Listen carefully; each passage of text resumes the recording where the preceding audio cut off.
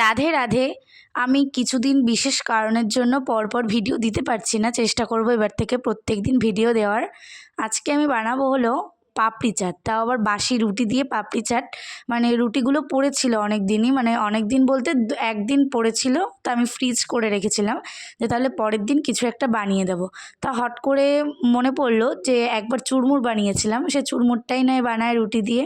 তো ভাবলাম যে তাহলে তোমাদের সাথেও শেয়ার করে ফেলি রুটি দিয়ে চুরমুরটা কীভাবে বানাই। প্রথমে আমি রুটিগুলো পিস পিস করে কেটে নিয়ে তারপর রুটিগুলো ছেড়ে দিয়েছি, পিস করা রুটিগুলো একদম লো ফ্লেমে লাল করে চুরমুর করে ভেজে নিতে হবে।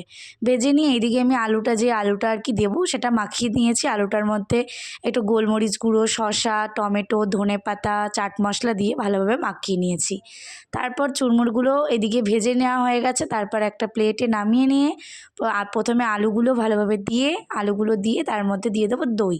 দইটা একটু ঠান্ডা হলে ভালো হয়। দই দিয়ে ভালোভাবে তার উপর দিয়ে দেবো আমি শসা, টমেটো, ধনেপাতা কেটে রেখেছি, সেগুলো দিয়ে দেবো। তারপর দিয়ে দেবো একটু বেশি করে বাদামটা দিয়ে কিছুটা দিয়ে দেবো হলো সস দিয়ে ভালোভাবে একটু, আমি বেশি সস খেতে একটু ভালোবাসি তাই একটু বেশি সস দিয়েছি, আপনারা আপনাদের পরিমাণ মতো দেবেন। সস দিয়ে তারপর দিয়ে দিয়েছি একটু চাট মশলাটা দিয়ে এরপর আবার একটু দই দিয়ে দেবো হলো ভুজিয়া, বা অনেকে বলে কি যেন একটা বলে, যাই হোক ভুজিয়া দিয়ে ভালোভাবে সার্ভ করে নিলেই আমাদের বাসি রুটি দিয়ে চুরমুর।